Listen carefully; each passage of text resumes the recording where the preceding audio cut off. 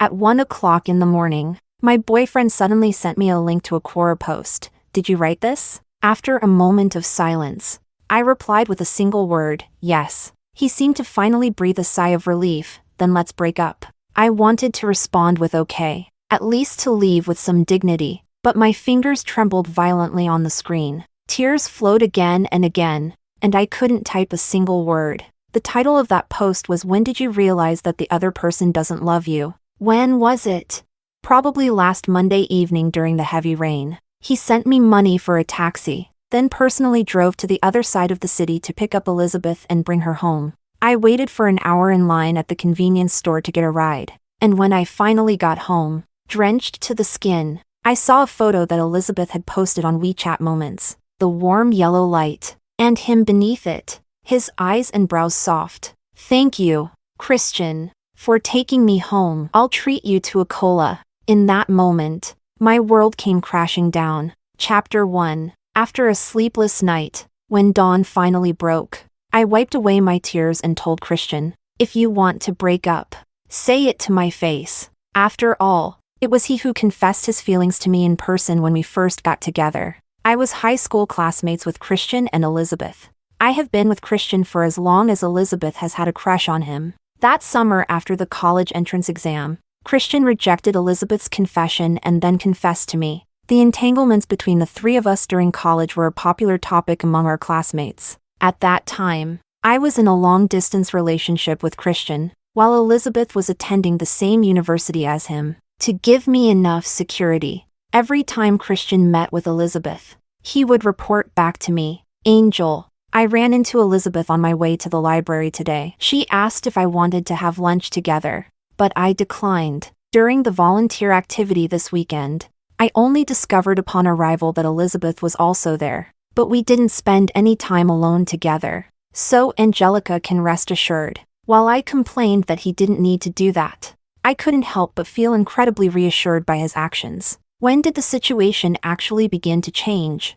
Probably about 6 months ago. 6 months ago, Elizabeth moved to our city, and due to work-related interactions, she started having frequent contact with Christian. At first, I didn't think much of it, until that time when we ate together. Christian, right in front of me, naturally picked up an egg, removed the yolk, and placed the egg white in Elizabeth's plate. I froze. My breath caught for a moment. In the end, it was Elizabeth who reacted first. She ate that egg white and graciously thanked him, saying, "Thank you, Christian." Her openness made it difficult for me to say anything more. After we got home, Christian explained that during the company dinner, Elizabeth mentioned feeling nauseous from eating egg yolk, so he helped her pick it out. He hugged me from behind, his lips affectionately brushing against my ear. After all, she is my client, and I can't offend her. Angel, please understand.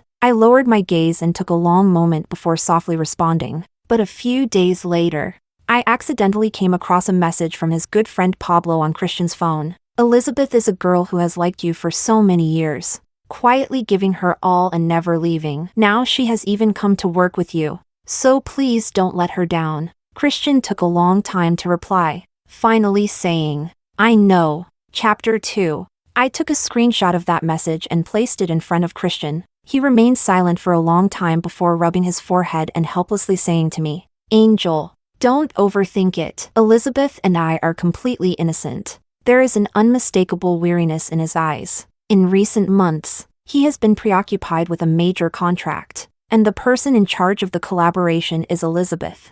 So it's understandable that they would have more interactions. However, my intuition tells me that his relationship with Elizabeth is far from just a simple professional one. To be fair, since high school, Elizabeth has always been more radiant than I am. Although her grades aren't as high as mine, she is attractive, lively, and quite daring. Back then, the school organized a basketball tournament. During the finals, our class's opponent resorted to dirty tricks and tripped Christian, causing his knee to scrape and his ligament to strain, which prevented him from returning to the game. While I quietly helped Christian with his wounds, Elizabeth had already rushed up with the cheerleading pom-poms, glaring at the guy who tripped Christian and saying, You fouled him. You can't play like that. Is that dirty or what? This includes the time she boldly confessed her feelings to Christian and relentlessly pursued him for 6 years. If she weren't trying to steal my boyfriend, I would even compliment her for being straightforward and cute.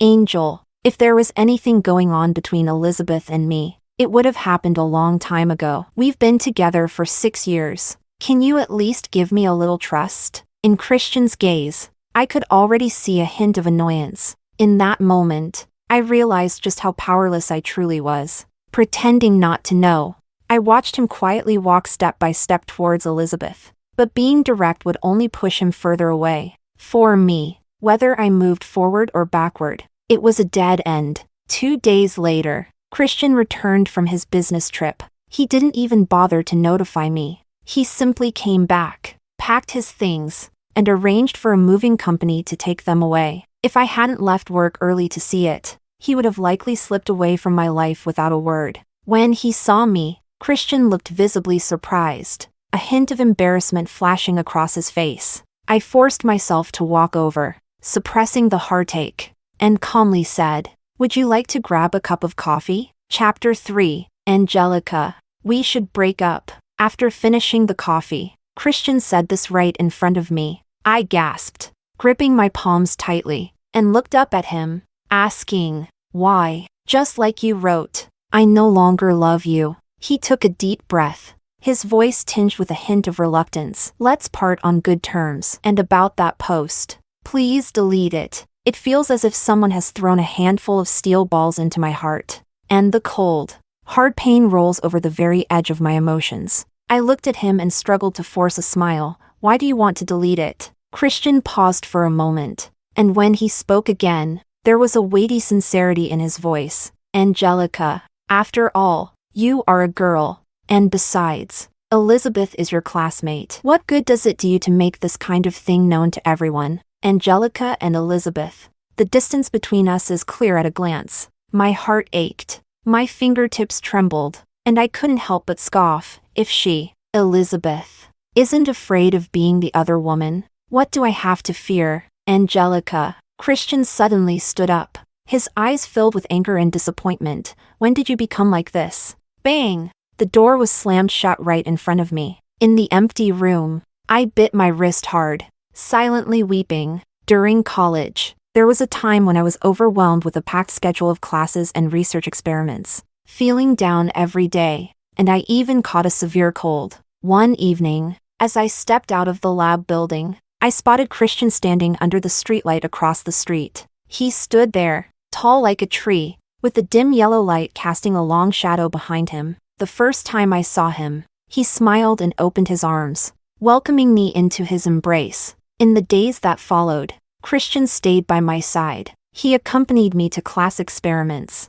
helped me with my injections and medication, and only reluctantly left once my cold had healed. There are many more moments like this. Christian and I had been together for so long that it had become a habit. When he suddenly pulled away, I realized there was such a vast emptiness in my life that no one but him could fill. The sudden breakup left me feeling down for several days. My high school best friend, Sandra, found me and immediately asked, "Did you break up with Christian? What happened? Did you see Elizabeth's WeChat Moments?" I was slightly taken aback and opened WeChat Moments, where I was greeted by an exceptionally intimate photo. By the brightly lit banks of the Yangtze River, Elizabeth was holding a large bouquet of roses, smiling brightly as she leaned against Christian's shoulder. Christian was holding 2 half-finished cups of milk tea, looking at her with an unmistakable gaze of intense affection. "Reunion is the beginning of romance," Christian commented right away below. "Thank you for never giving up on me over the past 6 years." My mind went blank, my ears buzzed, and tears welled up almost instantly. In my blurred vision, I suddenly noticed that amidst the flood of blessings in the comments section, there was an oddly placed interjection. "Jacob, TSK." Chapter 4. There was a moment of daze. That comment stood out, feeling completely out of place, just like Jacob himself. In high school, Jacob was arguably the most striking person in our class. In addition to his remarkable looks, he had a very laid-back personality, rarely paying attention in class, and even had the audacity to argue with the math teacher face-to-face. Yet, his grades were quite impressive. He even excelled in the college entrance examination and went on to attend Capital University. And, actually, at first, the person I had feelings for was Jacob. After the college entrance examination, I mustered the courage to write a love letter confessing my feelings to Jacob. And not long after, I received his response. It was very polite and also quite decisive in rejecting me. Sorry, classmate Angelica. I have never had those kinds of feelings for you. Let's just remain ordinary friends. Jacob was very clear. I've given up and no longer harbor any illusions, even about those past moments of ambiguity that made me mistakenly think he had feelings for me. It just so happened that during that time, Christian confessed his feelings to me. He even went ahead and helped me carry my luggage before heading to his own school for registration. My dormitory is on the 5th floor, and Christian ran up and down more than a dozen times, sweating profusely. Yet he didn't care at all. Angel, think about anything else you need to buy. I can help you carry it upstairs. At that moment, the sunlight was just right, filtering through the gaps in the leaves and shining brightly in his pupils. I gazed at his slightly sweaty hair, my heart racing faster. I grabbed a tissue and stood on my tiptoes to help him wipe the sweat from his forehead. Then I leaned in close to his ear and whispered, I promise you, I accepted Christian's confession of love. On graduation day, he traveled a long way to see me, wearing a graduation gown and taking pictures with me on the lawn, right next to 2 alumni who were having their wedding photos taken. Christian and I quietly watched for a moment, and then he suddenly turned to look at me. Angel, when we get married, can we take a set of photos like this at your school? Is that okay? I nodded vigorously. I never imagined we would end up like this. When I came back to my senses, I noticed that in the comments section, besides Jacob's TSK, there was also a comment from Sandra saying heh. There weren't many words, but they were dripping with sarcasm. Perhaps those 2 comments were too glaring. Before long, Elizabeth deleted her WeChat Moments, but the fact that Christian broke up with me and got together with her became an unspoken truth among all our classmates. After much deliberation, I finally told my parents about breaking up with Christian. Perhaps they sensed my reluctance in my voice over the phone. The next morning, my mom actually came over. In the past month, I've lost a significant amount of weight. When she saw me, my mom's eyes filled with tears, and she reached out to pull me into her arms, saying with concern, Angel, how did it come to this? Mom, Christian likes someone else now. He doesn't want me anymore. In front of my mom, the emotions I had been holding in for so many days finally broke down, and I cried in her arms for a long time. In the end, my mom suggested that I go home to clear my mind. With only 2 weeks left until the new year, I decided to take a vacation from work and return to my hometown with my mom. During the 2 weeks at home, I woke up every day to a meal that was already prepared. And after dinner, I could take walks with my parents, holding their hands. I intentionally cleared my mind and tried not to think about anything. The pain that Christian caused me seems to be slowly healing. However, just a few days before the new year, Sandra suddenly came to my house looking for me, saying that this year's class reunion is set for the day after tomorrow afternoon. I heard that this year, Jacob came back from the capital, and he will be there too, Sandra remarked. If it weren't for Christian and Elizabeth also going,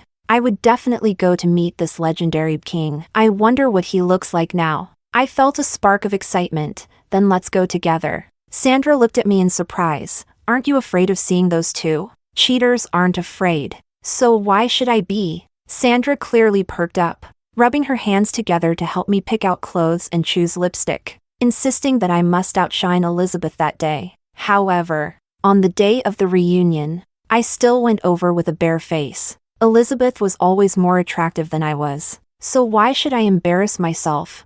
Chapter 5. As soon as I stepped into the private room, I almost instantly spotted Jacob in the corner. It's strange, even though we haven't seen each other in 6 years. I could recognize him immediately. Compared to high school, he now has sharper and more defined facial features. His brows and eyes are stern, with a high nose bridge and slightly thin lips pressed together, intently focused on the switch in his hands. Hearing the noise, he lifted his gaze towards the door. His eyes lingered on my face for a moment. Then he raised an eyebrow, as if to greet me. Sandra and I were seated at a table with Jacob. and there were 2 empty seats reserved for Christian and Elizabeth. It wasn't until the dishes were served that they finally arrived. I realized that I had overestimated myself. From the moment Christian walked in holding Elizabeth's hand, my heart felt like it was being gripped by an immense force, a sharp pain radiating to my fingertips, which I covered with a clenched fist. I watched them approach. I observed Christian thoughtfully pull out a chair for Elizabeth and hang up her coat.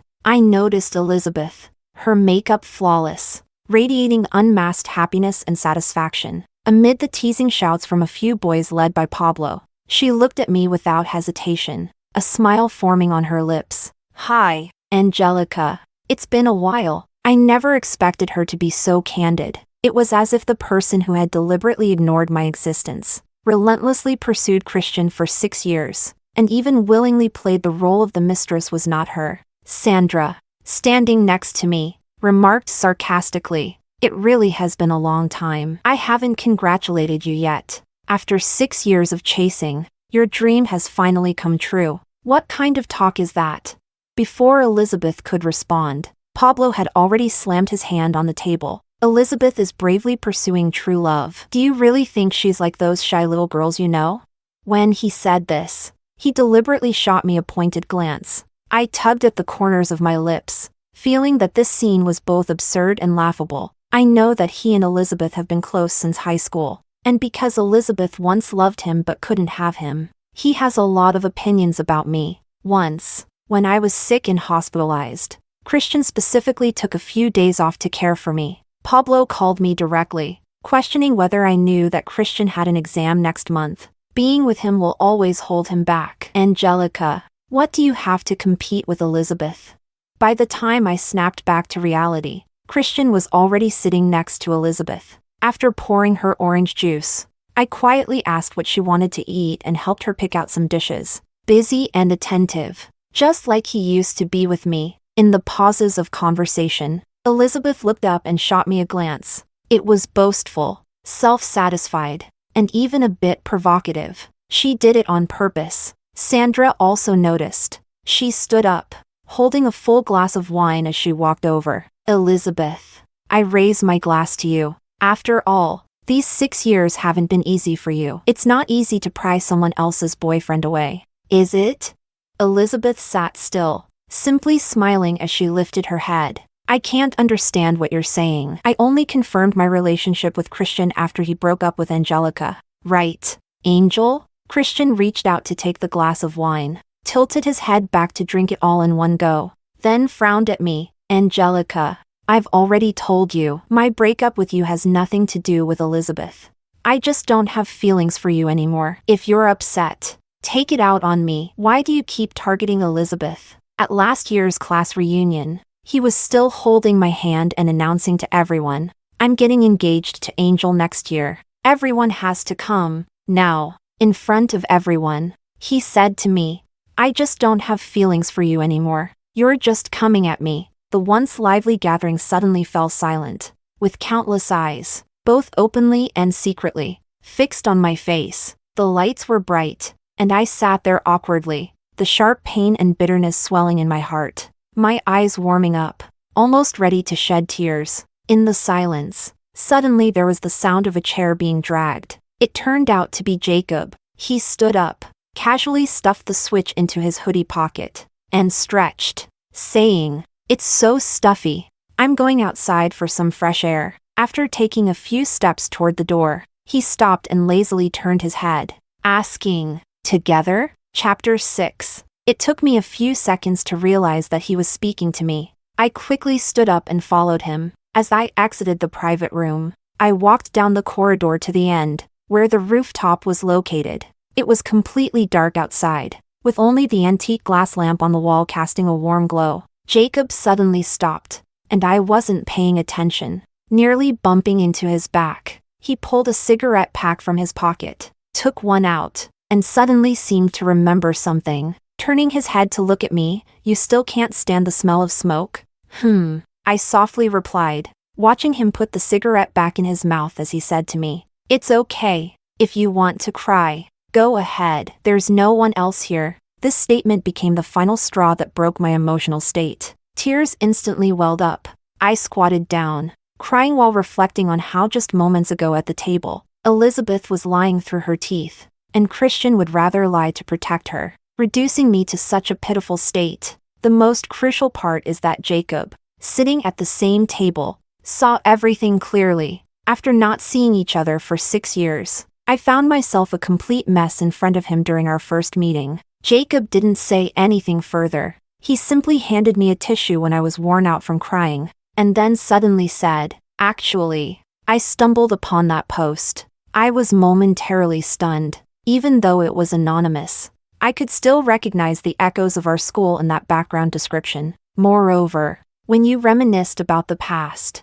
you mentioned that no girl other than you would run to the mimosa tree every gym class to do her homework. Jacob actually still remembers this. In my senior year of high school, I spent every gym class doing math problems under the hibiscus tree, mainly because it was closest to the basketball court, allowing me to clearly see a few boys playing. I was looking at Jacob, but I didn't know why. Later, rumors began circulating in class that I was sitting there to watch Christian play basketball. During one class, I was doing a set of math problems while watching the game, and I became so absorbed in solving the last problem that I didn't even notice when the basketball came flying at me. With a loud bang, Jacob rushed over, squatted down, and looked at me anxiously, saying, "Angelica, are you okay?" I supported my dizzy head, raised my eyes, and looked at his forehead, slightly damp with sweat, and the usual carefree expression in his eyes now filled with worry. I shook my head. All my classmates call me Angelica,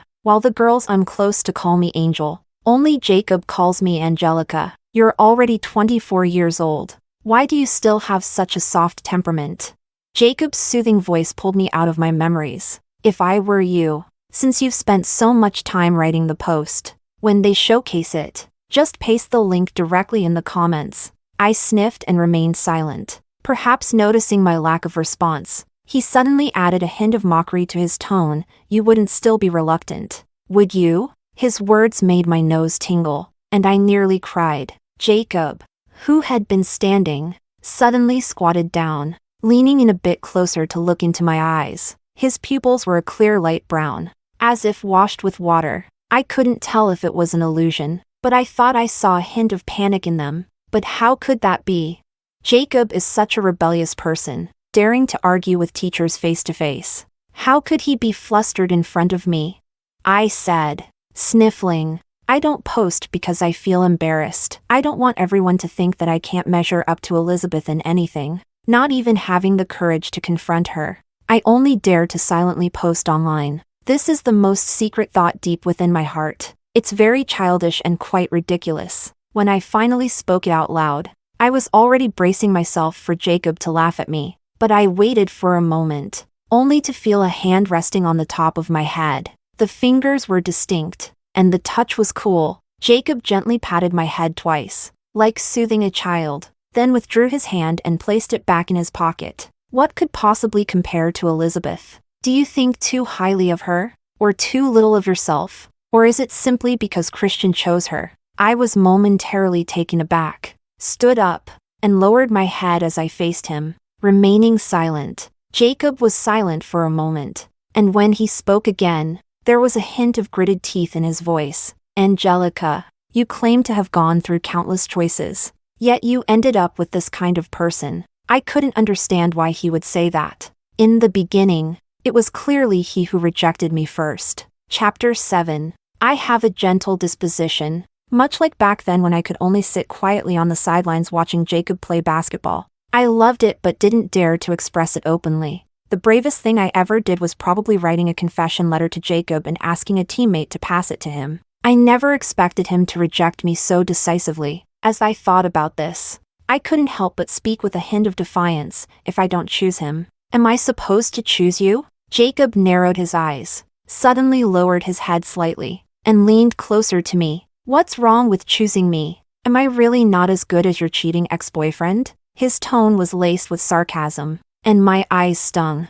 I couldn't care less about the somewhat ambiguous position and turned to leave. Jacob didn't catch up. The light falling on my face shifted from dark to bright as I stood at the booth door, taking a moment to calm my expression as much as possible. However, just as I was about to push the door open, It suddenly swung open from the inside. Christian was standing at the door, his gaze fixed on my face for a moment before shifting to behind me, and his expression suddenly turned somewhat unpleasant. I turned my head and realized that Jacob had somehow followed me again. Moments later, Christian suddenly spoke up.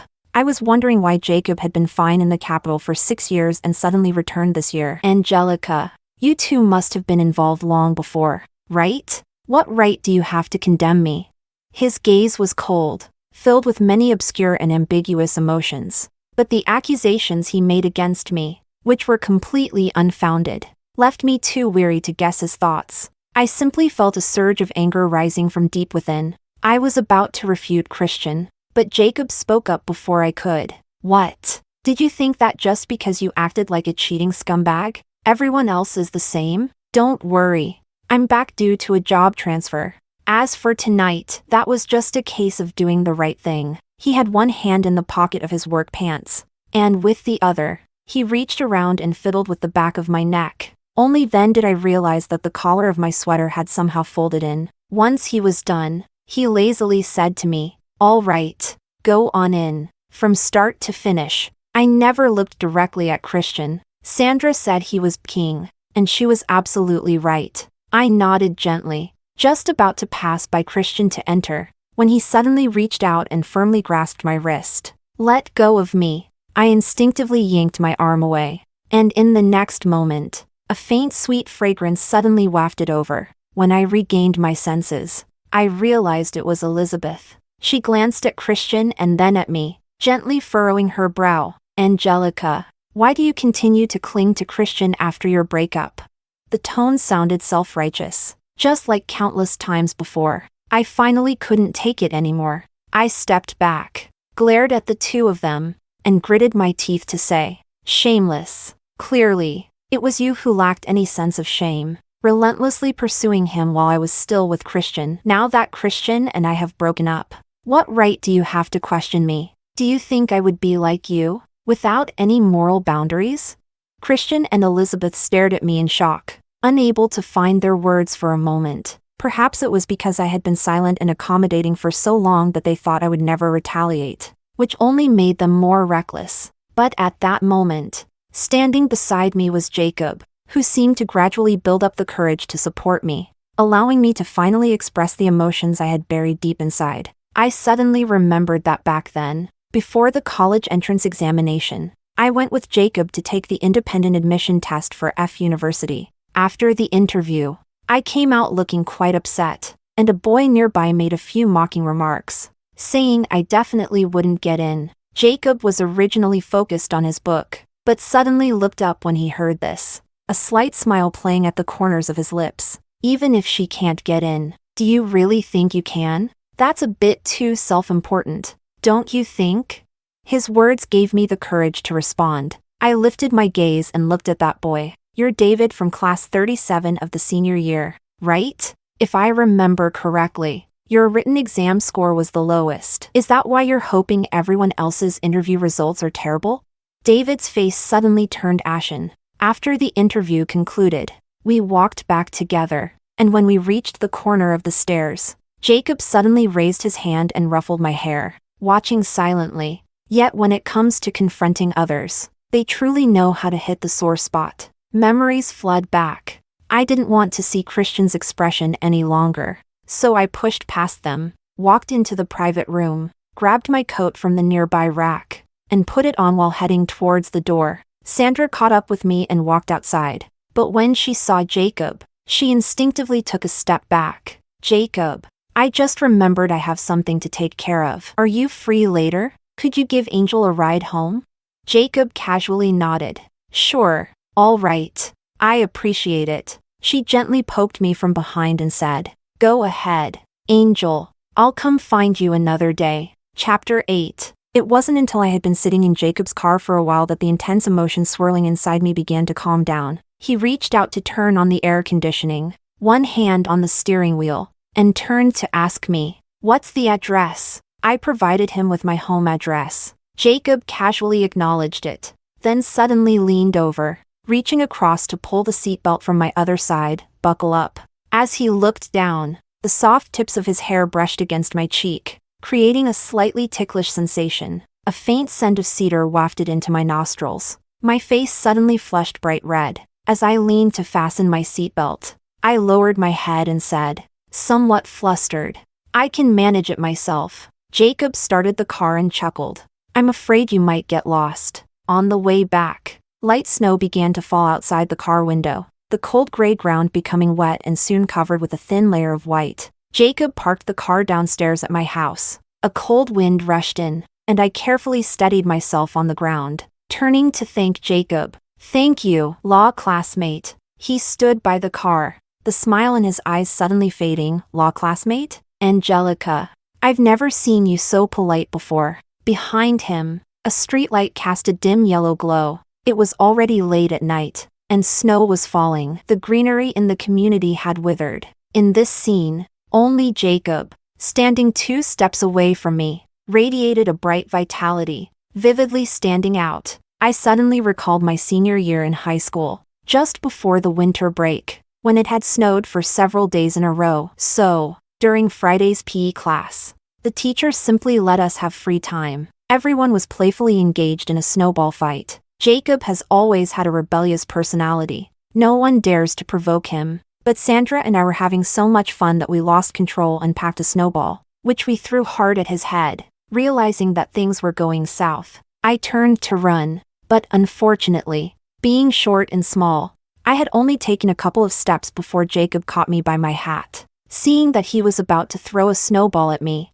I quickly covered my head and shouted, I have a cold. The snowball suddenly froze in midair, and countless emotions surged and settled in those bright eyes behind it. He casually tossed aside that clump of snow, his cool fingertips reaching over to brush away a small patch of snow from the tip of my nose. Make sure to keep warm, he said. After saying that, he released my hat and turned to walk away. Hurry up and go inside. Be careful not to catch another cold. Jacob's slightly hoarse voice suddenly pulled me back to reality. I looked up at him and realized that even after 6 years, the complex charm radiating from his emotions was still irresistibly captivating. If the ambiguity back then wasn't just my imagination, and he had finally accepted my confession. If the person who had accompanied me through 6 years of youth had been not Christian, but Jacob, would the outcome be entirely different now?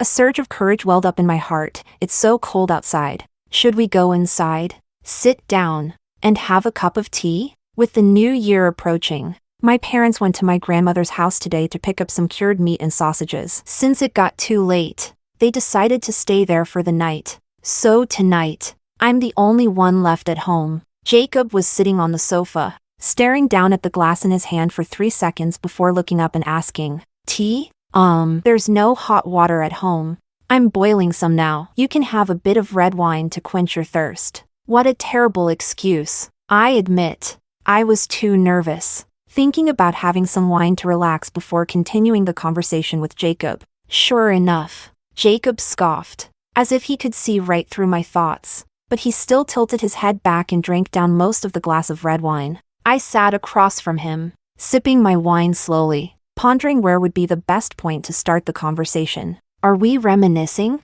After all, I haven't seen him in 6 years. Thinking of this, I took a deep breath and asked him, how did you come back from the capital this year? The company opened a branch here, and there was a position that suited me better. So I returned. After he finished speaking, he paused slightly and added, and, Chapter 9. And what? He didn't finish his sentence. I gathered my courage and pressed. Is it really just because of that? What else could it be? He seemed to find my question amusing, straightened up, and smirked. Angelica, what else do you think I could have come back for? He actually referred to me as Angelica, classmate. In that moment, I recalled that uncompromising rejection letter, and my heart ached once more. Or do you think I returned from the capital because of you?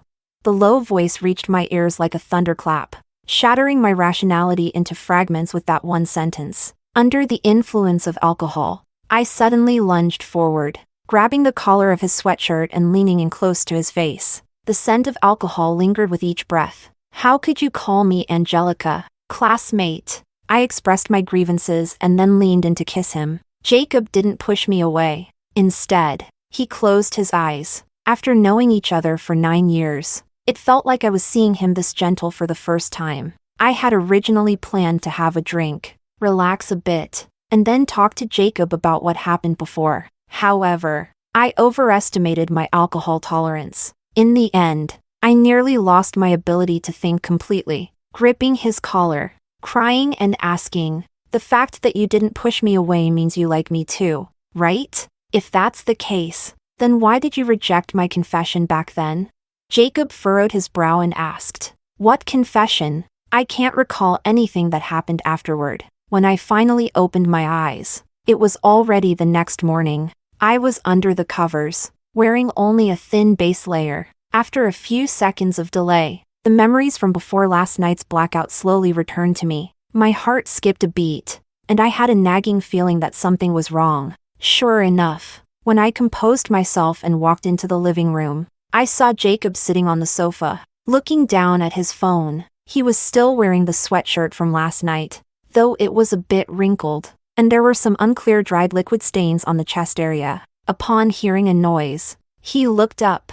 I noticed a bite mark on his chin, and my legs went weak. I nearly lost my balance. "You should remember what happened last night, right?" He tucked his phone into his pocket and raised an eyebrow at me. "Angelica, not bad. It's been 6 years, and you've become quite bold." I stammered, momentarily at a loss for words. Strangely, though, I didn't feel as panicked as I had expected. Jacob didn't seem angry. This meant that, although there were some mistakes along the way, the outcome wasn't far from what I had anticipated. As I thought about this, I gathered my courage and lifted my gaze to meet his. "I know. I will take responsibility for you." Jacob paused for a moment, and his mood seemed to brighten considerably. He rested his chin on his hand and looked at me. "How do you intend to take responsibility?" Thoughts swirled in my mind, and after a brief silence, I tentatively asked, "If you were single right now, could I pursue you?" What responded to me was Jacob's sudden movement as he stood up. I was startled, watching him walk in front of me, slightly bowing his head to look at me, his eyes filled with emotions that were hard to interpret. He replied, "Sure." Chapter 10. I took some toast out of the fridge, had a simple breakfast with Jacob, and then walked him downstairs. "My parents will be back soon. I'll make plans with you after the new year." I waved at Jacob and pointed to his sweatshirt, saying, "You should go change your clothes first." Not long after Jacob's car drove away, my parents returned. They were carrying bags of sausages and cured meats and were quite surprised to see me standing downstairs. "Angel, I haven't contacted your dad. Why did you come down to wait for him?" I felt a bit guilty and quickly took 2 bags from them, saying, "I was worried your things might be too heavy to carry, so I wanted to come down and help." My mom, while lamenting that I was too understanding, also scolded Christian for a moment, saying he must not have treated me well in the past. Upon saying this, she immediately fell silent, as if realizing she had misspoken, and looked at me with a hint of guilt. I shook my head and said, "Mom, I'm fine. I really am fine." Because I realized that after last night, the deep affection I had for the 6 years with Christian and the pain I felt over his affair with Elizabeth quickly faded away. What replaced it was the feelings for Jacob that I had deliberately forgotten for 6 years,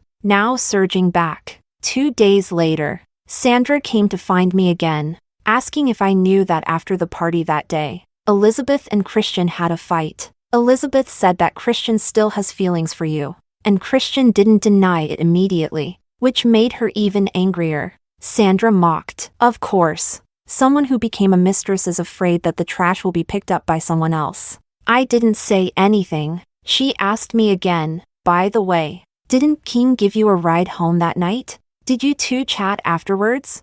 "No, actually, there is. Ever since I mentioned wanting to pursue Jacob, I've been racking my brain to find topics to chat with him about. He replies to me quite promptly, and when he heard I had a bit of a cold, he even came downstairs specifically to bring me some medicine. Those memories that were left behind 6 years ago are gradually being retrieved." Sandra sighed with a hint of regret. "Honestly, if you could be with Jacob, that would be great. He would stay here to develop his career. And to be truthful, I've felt since high school that you and King are a better match. Out of all the girls in our class, he seems to have a special interest in you. Unfortunately, after graduation, it was Christian who confessed to you, and he didn't say a word about it.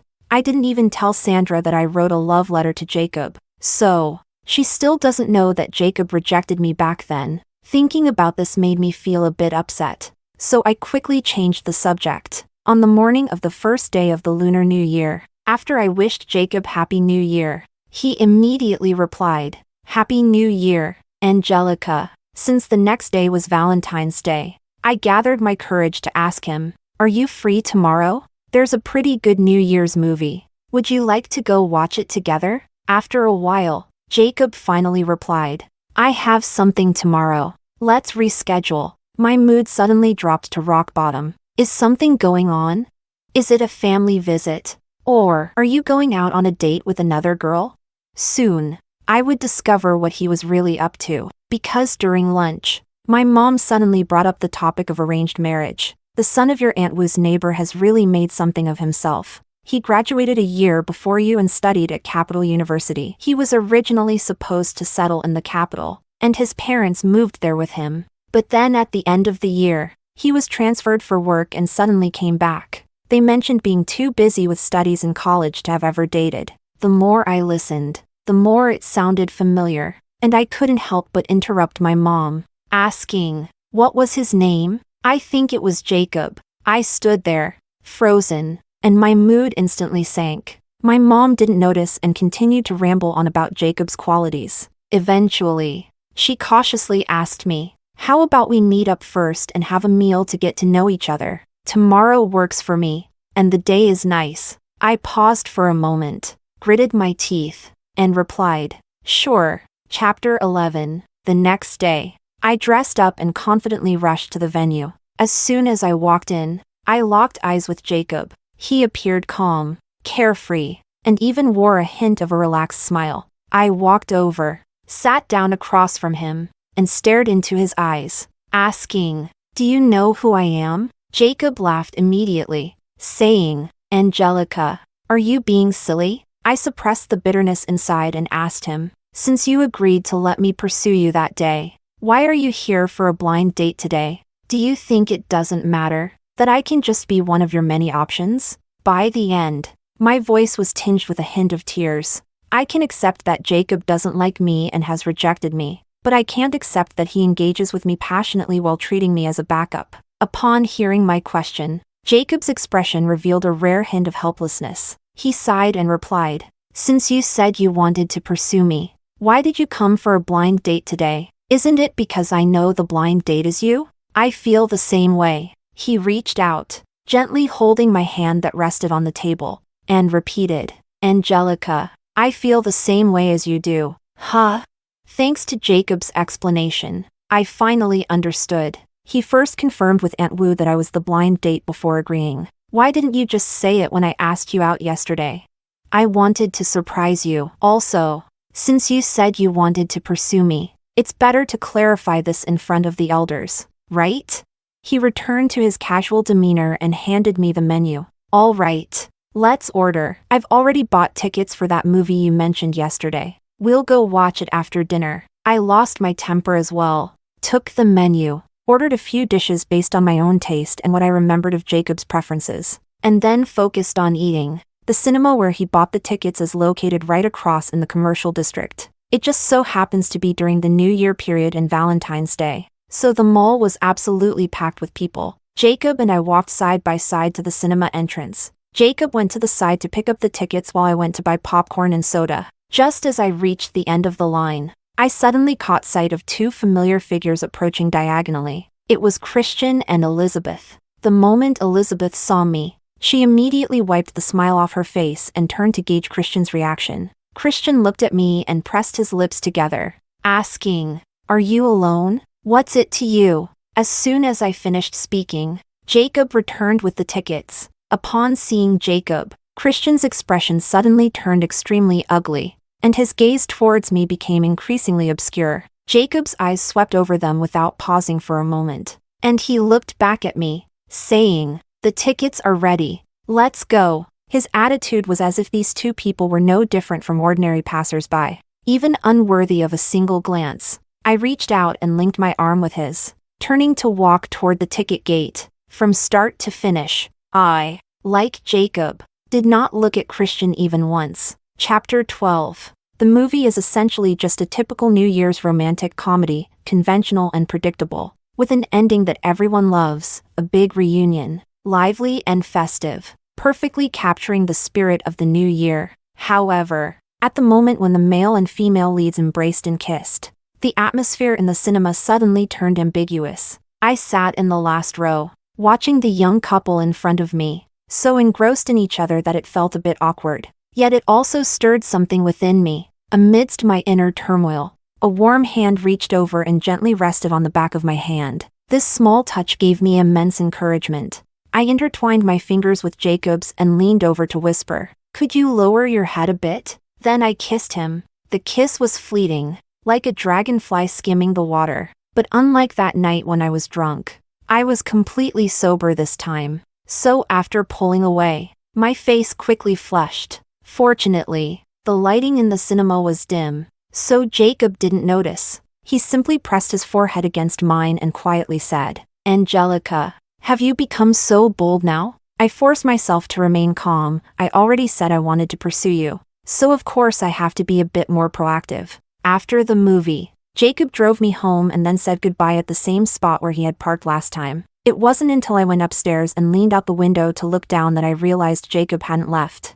He stood there, leaning against the streetlight, a cigarette flickering between his fingers, glowing dimly in the fading light. I suddenly realized that Jacob had always had a habit of smoking. It was just that I have chronic pharyngitis, and the smell of smoke makes me cough, so he rarely took out a cigarette pack when I was around. He seemed like a carefree and casual person, yet he was incredibly meticulous about this. I raised my hand to my chest and could clearly feel my heart racing. "Angel." My mom's voice interrupted my thoughts. When I turned around, I realized she and my dad were standing behind me, cautiously asking, "How was your meeting with Jacob today? Did you enjoy your conversation?" "It was quite nice. He just dropped me off at home." My mom seemed to breathe a sigh of relief. "That's good. That's good. Make sure to get along well with Jacob. He seems to care about you. I think he's more reliable than Christian." I patiently listened to her warm rambling and couldn't help but reflect on the past. During the time just before the new year when I had recently broken up with Christian, I hadn't yet run into Jacob again, nor had I rekindled my previous feelings for him. I even found myself unable to sleep every night, as closing my eyes would bring forth vivid images of Christian and Elizabeth being particularly close. That period of utter despair and helplessness was something my parents helped me endure. Little by little, reflecting on this, I took a deep breath, walked over to hug my mom, buried my face in her shoulder, and softly said, "I will get along well with him. Mom, you don't have to worry anymore." Chapter 13. After the New Year holiday, I returned to work at the company. My workplace is in the provincial capital, while my hometown is in the nearest third-tier city. Upon returning, I discovered that the branch office established by Jacob's company is not far away, only 6 subway stops from me. It was probably a coincidence that the apartment Jacob rented is located in the neighborhood directly across from mine. Since we lived so close, it became natural for us to see each other frequently. Initially, I took the initiative to invite Jacob to have dinner together after work every day, and eventually, on days when we didn't have to work overtime, it became an unspoken agreement. That night, as the deadline approached, I was working late at the office, revising a proposal, and didn't leave until after 11. The subway had already stopped running, and I wanted to take a taxi home. However, when I reached the entrance of the park and pulled out my phone, I realized it had run out of battery without me noticing. Now going back to charge it was impossible, and I stood there in the biting night wind, feeling completely lost. At that moment, a familiar black sedan stopped in front of me. The window rolled down, revealing Jacob's face. He frowned, looking somewhat cold and distant. "Why is your phone off? Did it run out of battery?" I was busy revising the plan and didn't notice. I got into the car, rubbed my frozen, stiff fingers against my cheeks, and quietly asked, "Why did you think to come pick me up so late?"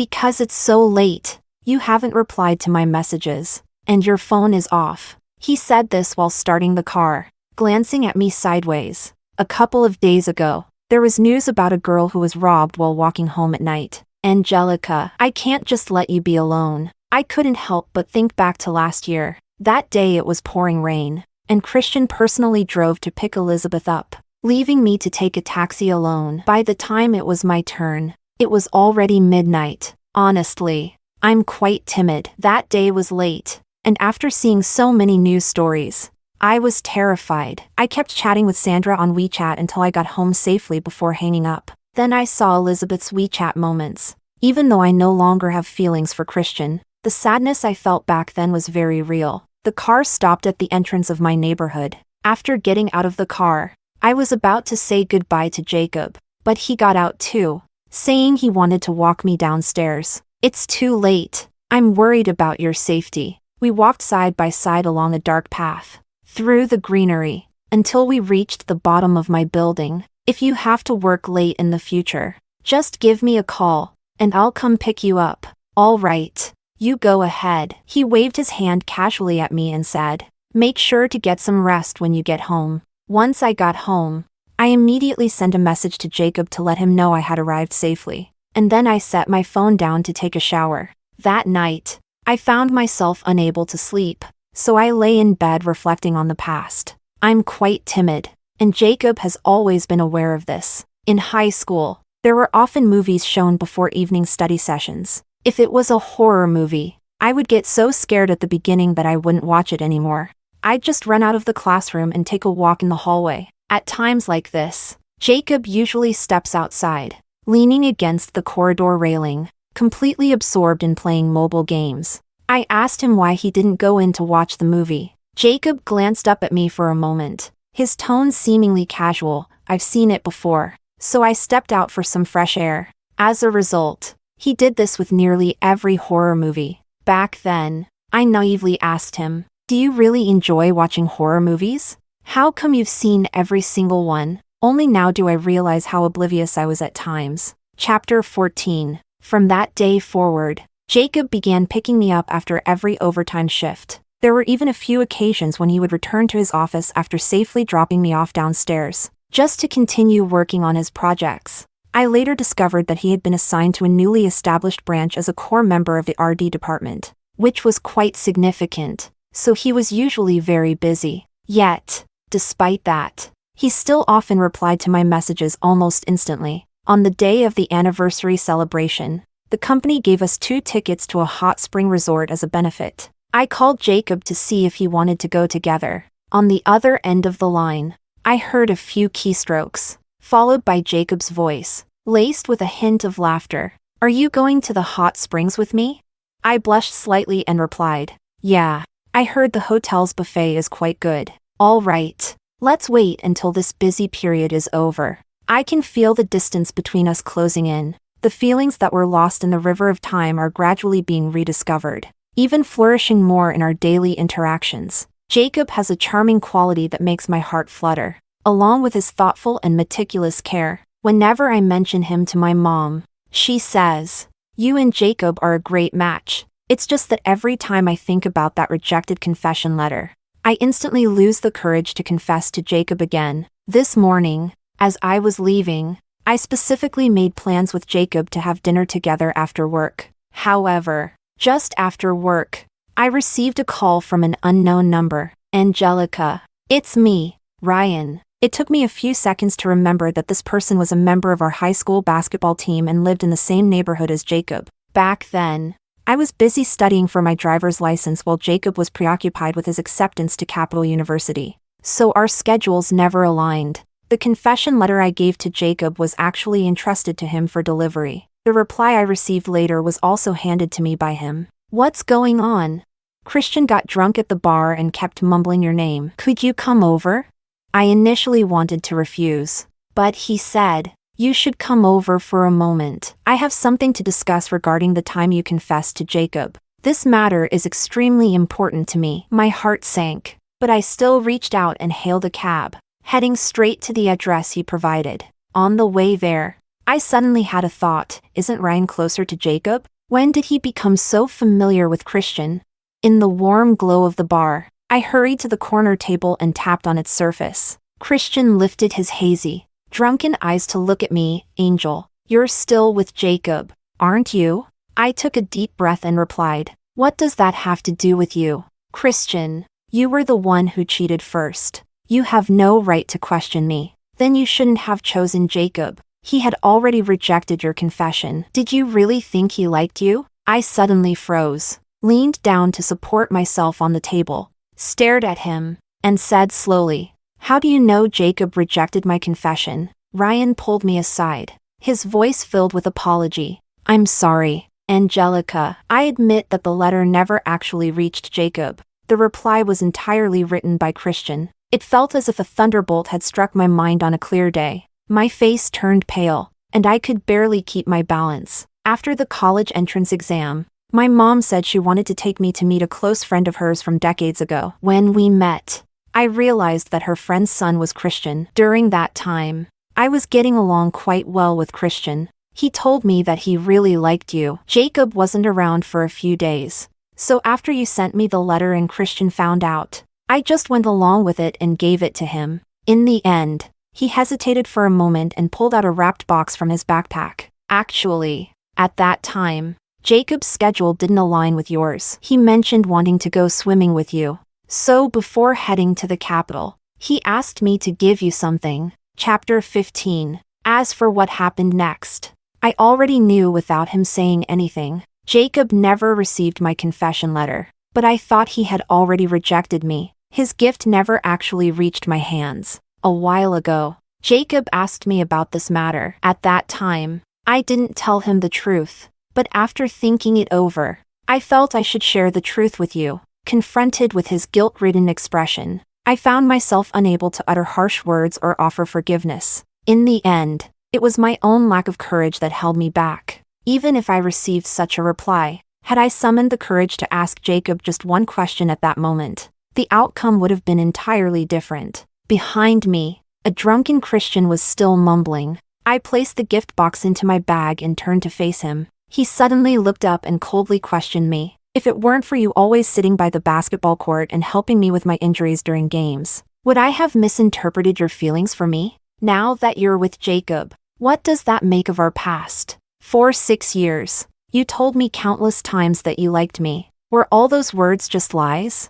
I suddenly feel that he and Elizabeth are truly a perfect match. One is self-righteous, while the other is unyielding. The key is that both of them have no moral compass and will never believe they are in the wrong. I picked up the bottle on the table and poured the entire contents over his head. I was sitting on the sidelines of the basketball court, doing problems while watching Jacob. Treating your wounds was because I am the life committee member. From the very beginning, the person I liked was Jacob. I gritted my teeth, suppressing the tremor in my voice. Those 6 years were originally stolen from you by Jacob. Christian, I stopped liking you a long time ago. Now that I know the truth, I just feel disgusted. Do you understand?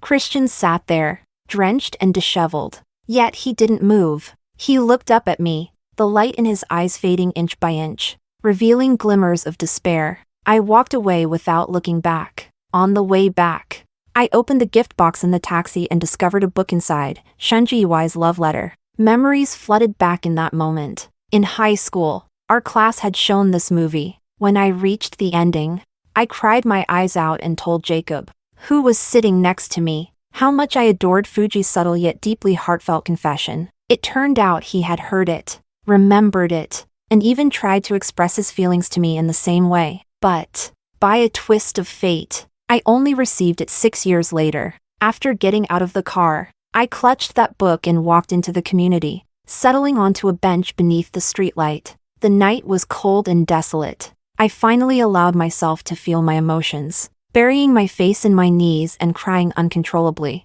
In that moment, the emotions that flooded my heart were neither resentment nor regret. It's just an endless cycle of bitterness and sorrow. My past fantasies have finally been confirmed. If only I hadn't missed out on Jacob. If only the person who had accompanied me through my youth had always been him. These 6 years of my life would have been completely different. I silently cried for quite a while until I vaguely heard a familiar voice say, "Angelica?" I looked up.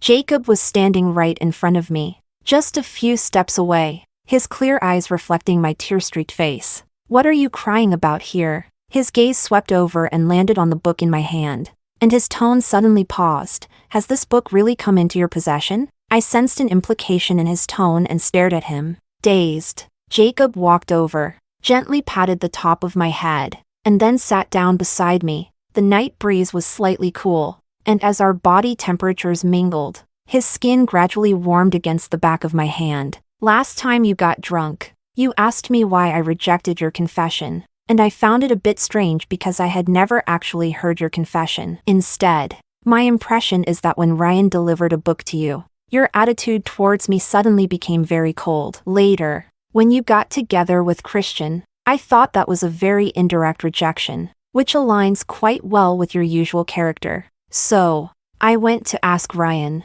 He didn't admit it, but I had already guessed a few things. Like this book, it never actually reached you, did it?" I sniffed and nodded gently. Jacob pulled at the corner of his lips and said, "As expected." The air was quiet for a moment. He suddenly said, "Actually, I saw you once during your junior year." I looked at him in astonishment. "There was a competition, and the finals were held at your university. I was there with the teacher leading the team and saw you with Christian at the entrance of the gymnasium," he said, smiling slightly. "You looked up at him, completely engrossed, and didn't even notice me walking across the street. After the competition ended, I didn't linger. I went straight home. I felt a bittersweet ache in my heart. It was truly uncomfortable." Jacob suddenly spoke again. "Angelica, now that you've received this book, can you tell me the answer?" "What?" He turned to look at me, his gaze serious and his voice slightly deep. "After 6 years, do you still want to be in a relationship with me?" The night wind swept past, carrying the subtle sounds around me. I could clearly feel my heartbeat in my chest growing faster and more intense. Like a drum beating, it was a deeper feeling of excitement than I had 6 years ago. In the end, I nodded seriously and said, "Okay." Jacob smiled, then held my head and kissed me directly. Chapter 16. I told my mom about my relationship with Jacob. She was incredibly excited, rambling about treating Aunt Wu, who had introduced us, to dinner, and said she wanted to share this good news with Jacob's mom. I sensed something was off, and after pressing for details, I discovered that during this time, she had already played several rounds of mahjong with Jacob's mother and even gone shopping together, establishing a very close friendship, all in hopes that I would get together with Jacob, thereby strengthening their bond.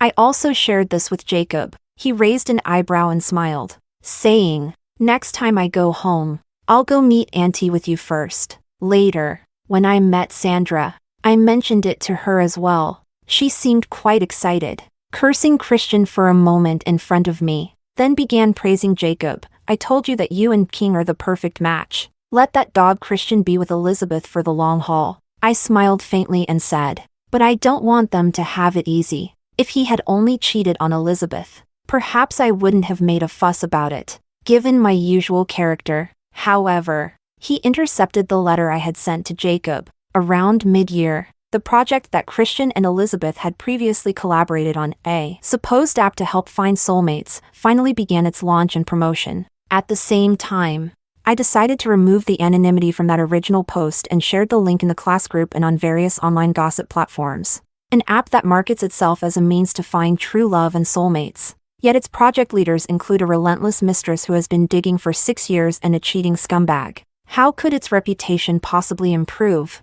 Later, I heard that Elizabeth's company spoke with her and sent her to another city for a minor project. Christian was fired outright. The company even posted the termination notice online to show that this project was no longer associated with Christian. Their relationship was already in trouble. After this incident came to light, Elizabeth immediately suggested a breakup. It was quite satisfying. After Sandra shared the gossip with me, she sighed. "I always thought that with your personality, this situation would probably end up unresolved. I didn't expect you to strike decisively. You're ruthless. Darling, come on, admit it. Were you influenced by Jacob?"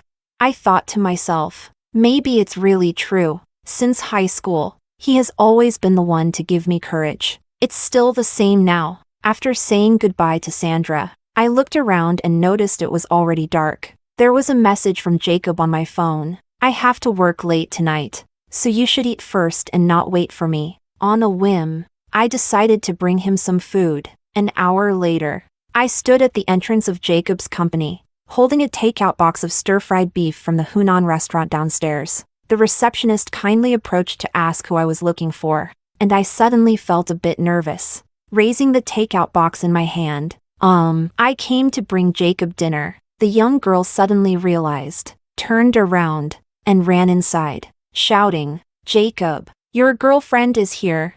Soon, Jacob stood in front of me with his hair slightly disheveled. I cleared my throat and said softly, "You've been so busy today, you probably haven't had time to eat dinner, right? I packed some stir-fried beef from downstairs for you." He stared at me intently for a moment, then suddenly reached out and put his arm around my shoulder, saying, "Let's go inside and talk." In their company's break room, I met a few of Jacob's colleagues. Everyone greeted me warmly. "Hi.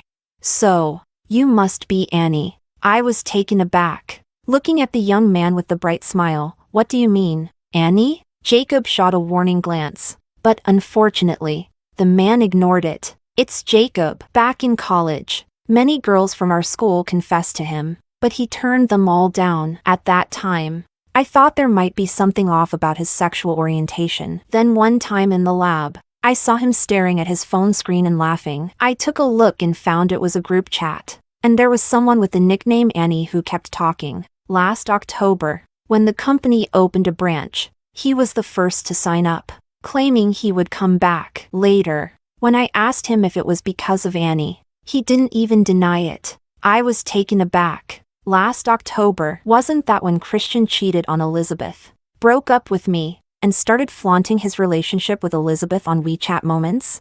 "So talkative," Jacob said coldly, holding my hand and pulling me into a small room, while addressing the people nearby. "I'm going to have dinner, a heartfelt one, unlike some people who can only pitifully order takeout. You know?"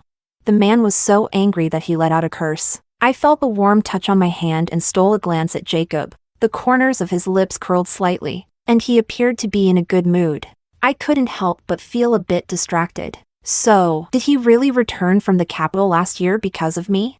I spent several hours at Jacob's company, staying until late at night when their work finally wrapped up and they clocked out. The park was nearly empty, and I linked my arm with Jacob's, silently lost in thought. But suddenly, his voice broke the silence. "What are you thinking about?"